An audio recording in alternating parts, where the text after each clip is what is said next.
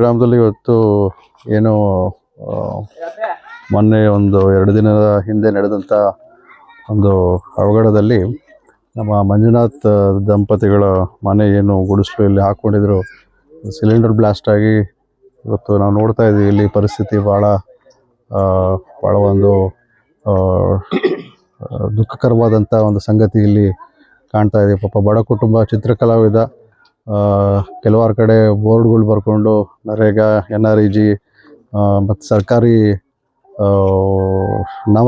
ನಾಮಫಲಕಗಳನ್ನು ಬರೆದುಕೊಂಡು ಜೀವನವನ್ನು ಸಾಗಿಸ್ತಕ್ಕಂಥ ನಮ್ಮ ಮಂಜುನಾಥ್ ಅವರು ಇವತ್ತು ಮನೆ ಈ ಸ್ಥಿತಿಯಲ್ಲಿದೆ. ಇವತ್ತು ತಾಲೂಕು ಆಡಳಿತ, ಇಲ್ಲಿ ಇರ್ತಕ್ಕಂಥ ಕಂದಾಯ ಅಧಿಕಾರಿಗಳು ಕೂಡಲೇ ಕ್ರಮ ಕೈಗೊಂಡು ಮಂಜುನಾಥ್ ಅವರಿಗೆ ತಾಲೂಕು ಆಡಳಿತ ವತಿಯಿಂದ ಸೂಕ್ತ ಪರಿಹಾರ ಕೊಡಬೇಕು ಅಂತ ಹೇಳ್ಬಿಟ್ಟು ಈ ಸಂದರ್ಭದಲ್ಲಿ ನಾನು ಹೇಳಲು ಬಯಸ್ತೇನೆ.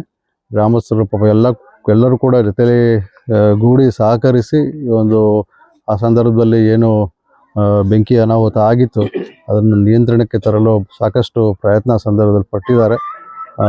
ಆದರೂ ಕೂಡ ಇವತ್ತು ಬಡ ಕುಟುಂಬ ಅವ್ರದ್ದು ಜೀವನ ಸಾಗಿಸ್ಬೇಕಾಗಿದೆ.